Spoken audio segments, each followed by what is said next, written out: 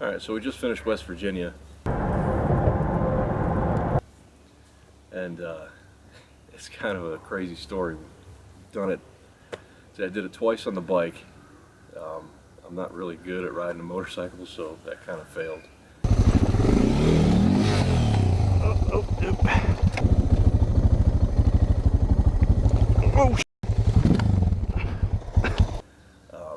And then I think 3 or 4 times we tried it in the truck. Once I had an old Dodge Dakota, we tried it there. That thing's a piece of crap.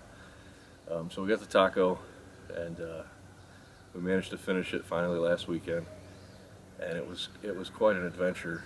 We got to turn around now. I don't want to mess with that and knock that down while I'm trying to get that stick out of the way.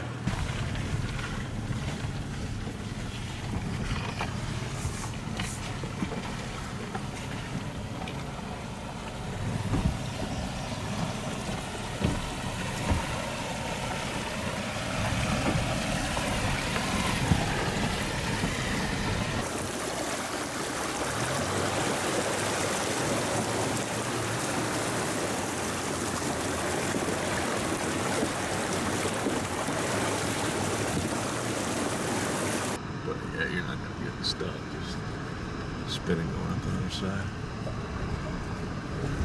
Total, if you went straight through, I think it'd be 5 days, maybe 6. Parts of it are pretty rough. Most of it's not bad at all. You can do a lot of it in a car. There's certain sections of it that, you know, we were in 4-low, locked, and still had trouble. There was one, the road was completely washed out. We ended up, where that road was washed out, we ended up having to turn around. I was dragging the bumper trying to get up the other side. There wasn't a whole lot of scary situations. The people down there were great. There was no banjos or anything like that.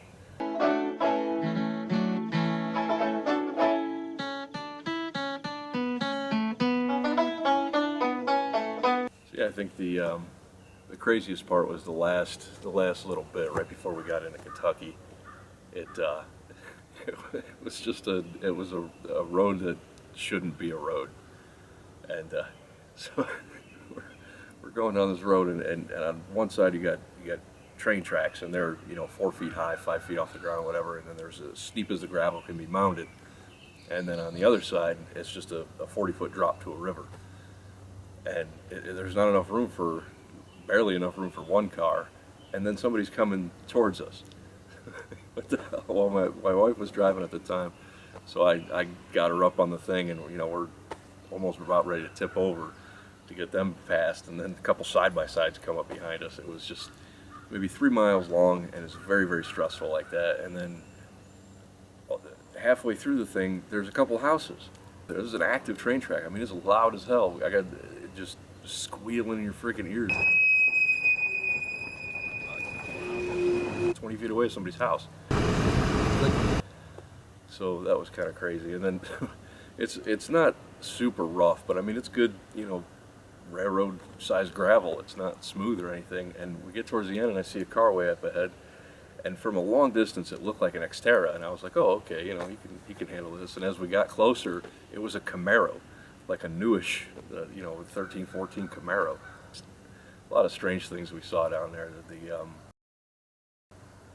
people's bridges to cross to their drive, like they cross a little creek or whatever to get to their house, and it's like it's a couple, you know, 4-inch Schedule 40 cast iron pipes going across on each side, and then railroad ties lined up along. It was unbelievable, but it was still really, it was a good time. We had a lot of fun.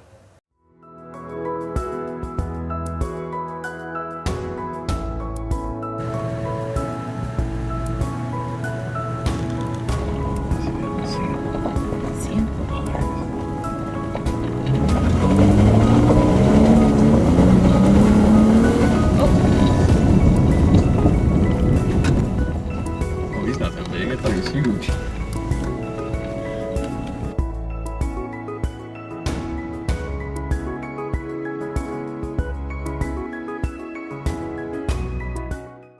I think one of the craziest things we saw, probably hands down the craziest thing we saw, was this town, Rondell, something like that. We actually saw it twice. We kind of overlapped a couple of the times we went down there.